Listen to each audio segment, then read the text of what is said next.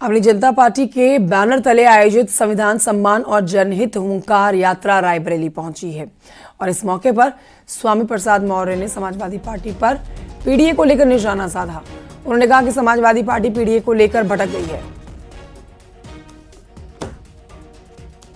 PDA का गठन का मंत्र भी मैंने ही दिया था, इसलिए उनका पीडीए कई मौकों पर झूठा साबित हो गया। वो कभी पीडीए में एक का मतलब अगड़ा जोड़ लेते हैं, कभी अल्पसंख्यक जोड़ लेते हैं, कभी अन्य जोड़ लेते हैं। इसलिए जो खुद दिग्भ्रमित है वो समाज को दिशा क्या दे पाएगा। इसीलिए मैं आज भाजपा को अगर कोई सत्ता से हटा सकता है तो अपनी जनता पार्टी अपने बलबूते पर हटाने का अभियान लेकर के चल रही है और आगे 27 में बाहर का रास्ता भी दिखाएगी। ये लोग ताकते रह जाएंगे क्योंकि दोनों आज कंफ्यूज्ड हैं, इसीलिए एक एक करके जनता इनको बाहर का रास्ता दिखा रही है। समाजवादी पार्टी के मौर्य का कहना है मायावती पर भी बड़ा हमला बोला है। एसपी मौर्य ने, माफ कीजिए, एसपी मौर्य, स्वामी प्रसाद मौर्य का मायावती पर भी बड़ा हमला। बाबा साहेब के मिशन से भटक गई है बीएसपी। तो एक तरफ एसपी पर निशाना साध रहे हैं तो वहीं बीएसपी को भी नहीं छोड़ रहे हैं। बीएसपी के लिए कह रहे हैं बाबा साहेब के मिशन को आगे बढ़ाएंगे। मिशन से भटकी हुई है मायावती।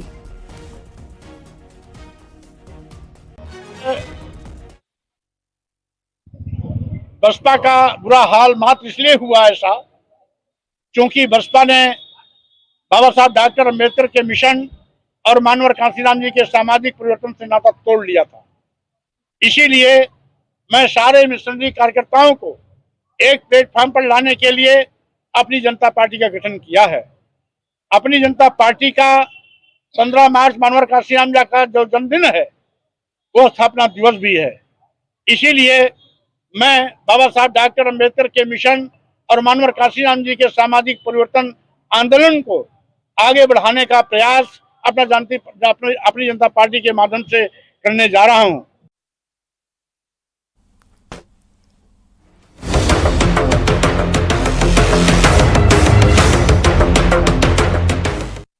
और आइए बड़ी खबर आपको आज की बताते हैं। यूपी बीजेपी के जिलाध्यक्षों के नामों का ऐलान आज होने जा रहा है।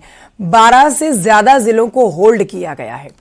70 से 73 नामों का ऐलान आज हो सकता है, जिसमें अयोध्या, लखीमपुर, सीतापुर, झांसी, बाराबंकी और 1 दर्जन से ज्यादा जिले फिलहाल होल्ड किए गए हैं। तो आज यूपी बीजेपी अपने नए जिलाध्यक्षों की घोषणा करने जा रही है। बहुत बड़ा दिन आज का, और ऐसे में बीजेपी के जिला कार्यालयों पर दोपहर 2 बजे के बाद से ही जिलाध्यक्षों की सूची का ऐलान होगा। बीजेपी जिला मुख्यालयों पर निर्वाचन अधिकारी जिलाध्यक्षों के नामों का ऐलान करेगी। दोपहर 2 बजे जिला निर्वाचन अधिकारियों को व्हाट्सएप पर जिलाध्यक्ष के नाम आएंगे।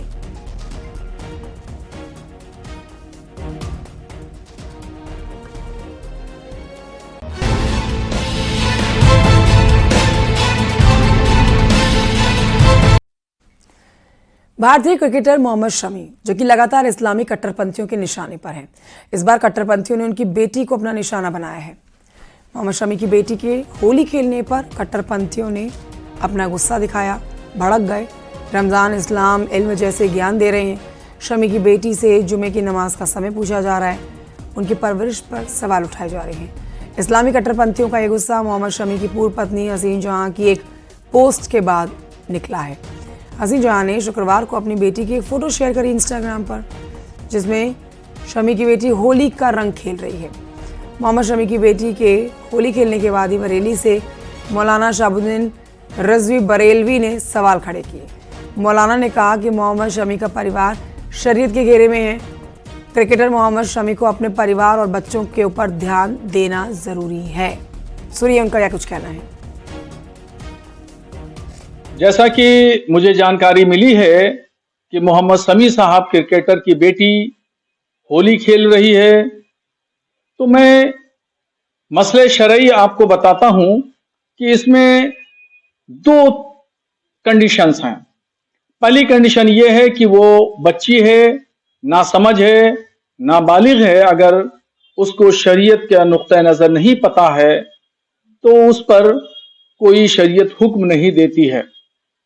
और अगर बालिग है और वो जानती है शरीयत के मिजाज को, शरीयत के हुक्म को, कि गैर मुस्लिमों के मजहबी शियार को मुसलमान अगर कोई अपनाता है तो फिर ये नाजायज काम होगा, नाजायज फेल होगा।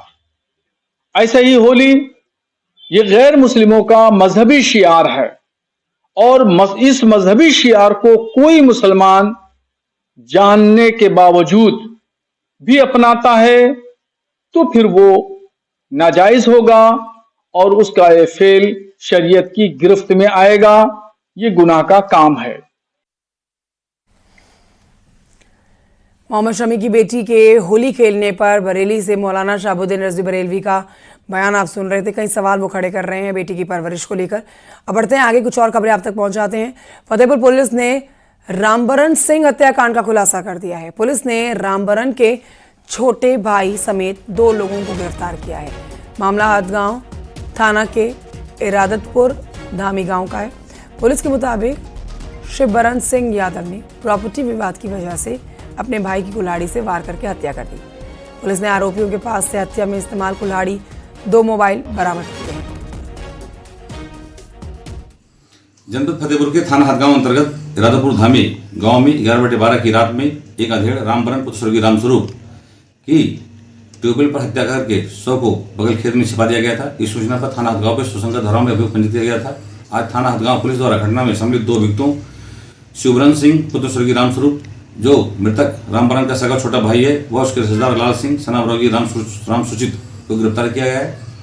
पूछताछ में मृतक के छोटे भाई शिवबरन सिंह ने बताया कि उसका भाई रामबरन सिंह अविवाहित था।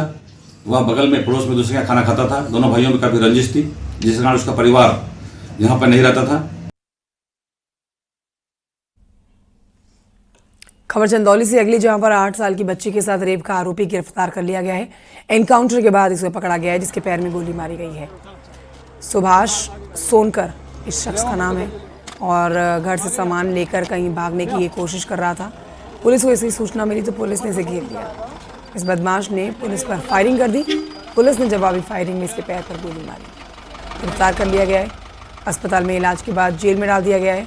आरोप है कि होली से पहले इसने कई इस तरह के काम किए हैं जिसमें इसकी तलाश थी और ये भी आरोप है कि होली में उसने शराब के नशे में पड़ोस की नाबालिग बच्ची के साथ रेप किया था। मुखबिर द्वारा बताया गया कि ये अपने घर आने वाला है, सामान लेके कहीं भागने की फिराक में है। सूचना पुलिस टीम द्वारा नवही के पास इसकी घेराबंदी की गई। पुलिस टीम पर इसने फायरिंग की। आत्मरक्षा पुलिस ने भी फायर किया है जिससे सुभाष सोनकर के दाहिने पैर में गोली लगी है और तत्काल इसको इलाज के लिए जिला अस्पताल लाया गया है। उधर लखनऊ में 6 साल की बच्ची से रेप के आरोपी को पुलिस ने एनकाउंटर के बाद गिरफ्तार किया है। एनकाउंटर में आरोपी मोहम्मद सरजू के पैर में गोली लगी है। थाना विभूतिखंड इलाके में एनकाउंटर हुआ है। आरोपी ट्रेन पकड़कर कहीं भागने की फिराक में था। उसके पास तमंचा और कारतूस भी था जो बरामद कर लिया गया है। 15/16 की रात को थाना विभूतिखंड की पुलिस को एक सूचना प्राप्त हुई जिसमें मुखबिर द्वारा ये बताया गया कि जो आज एक नाबालिग लड़की के साथ दुष्कर्म की घटना का जो मुख्य नामजद अभियुक्त है मोहम्मद सरजू, वो यहाँ हैनीमैन क्रॉसिंग के पास खरगापुर में किसी ट्रेन को पकड़ने की फिराक में यहाँ से निकलने के प्रयास में है और यदि उसे नहीं रोका गया तो वहाँ से निकल जाएगा। इस घटना का संज्ञान लेते हुए जो मुकदमे के अनावरण के लिए हमारी ऑलरेडी टीमें काम कर रही थी वो मौके पे पहुंची और उन्होंने उसे रोकने का प्रयास किया। इस प्रयास पे उसने पुलिस पे आक्रामक होकर फायरिंग कर दी। पुलिस द्वारा आत्मरक्षार्थ बचाव करते हुए सिखलाए हुए तरीके से उस पर फायरिंग किया गया जिससे उसके पैर पर गोली लगी है। उसे इलाज के लिए CHC में भर्ती कराया गया है। लखनऊ से समय की एक बड़ी खबर आ रही है जहां पर साइबर ठगी करने वाले गिरोह का खुलासा हुआ है। युवाओं को म्यांमार भेजकर साइबर ठगी का मामला सामने आया है। 77,000 की सैलरी का झांसा देकर विदेश भेजने का आरोप इन पर 2 शातिरों को गिरफ्तार किया गया है। मोहम्मद अहमद खान उर्फ भैया और जावेद इकबाल इनका नाम है। 10 मार्च को म्यांमार से लौटे सुल्तान सलाउद्दीन ने इनके खिलाफ शिकायत दी थी। पीड़ित के मुताबिक डेटा एंट्री ऑपरेटर की जॉब पर बैंकॉक भेजा गया था। 5 लाख रुपए इससे लिए गए थे। म्यांमार के मियांवाड़ी में पीड़ितों को बंधक बनाकर साइबर ठगी कराने का आरोप है। गिरोह से जुड़े हुए अन्य लोगों की तलाश की जा रही है, इनसे पूछताछ की जा रही है।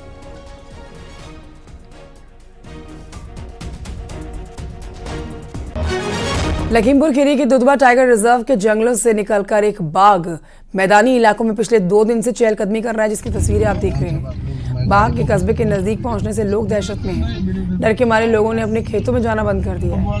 ये वीडियो बनाया, सोशल मीडिया पर डाला, वीडियो वायरल हो गया।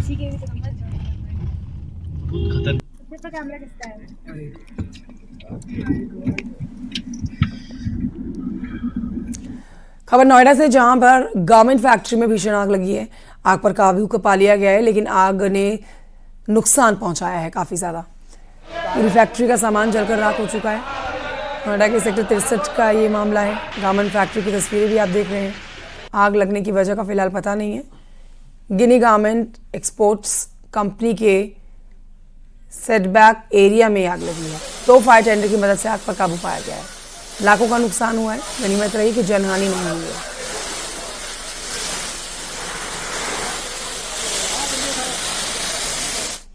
उधर आगरा में पुलिस ने एक बार फिर से इंसानियत की मिसाल पेश की है। तस्वीरें आपको दिखाते हैं, जहां पर एक शख्स ने, जो कि पुलिस वाला है, उसने एक शख्स को रास्ते पर बेहोश पड़े देखा, अपनी गाड़ी रुकवाई और देखिए उसको कोने में लिटाकर CPR दिया और उसको होश में लाया। अस्पताल भी पहुंचाया गया। ये वीडियो किसी ने बनाया और ये वीडियो सोशल मीडिया पर जाते वायरल हो गया। आगरा पुलिस की इस इंसानियत की तारीफ कर रहे हैं सब लोग।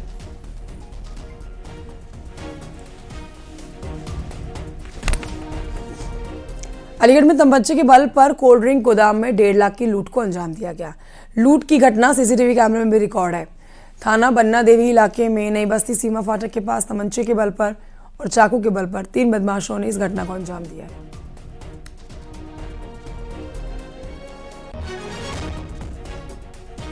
तो कितने पैसे होंगे आपके? दाम बता नहीं सकते हम। फिर भी एक आइडिया। 1,80,000 हो, तो गिनती तो नहीं होते, दुकानदारी करें तो चाकू दिखाया था आपको और दूसरे ने दिखाया, मैं तो इधर ही था ना। तो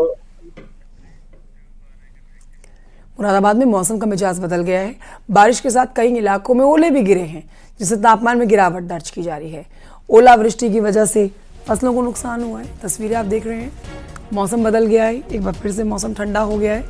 मौसम विभाग ने पहले ही मौसम का अलर्ट जारी कर दिया था। कई जगहों पर भारी बारिश और ओलावृष्टि का अनुमान जता दिया गया था और ऐसा ही हुआ है।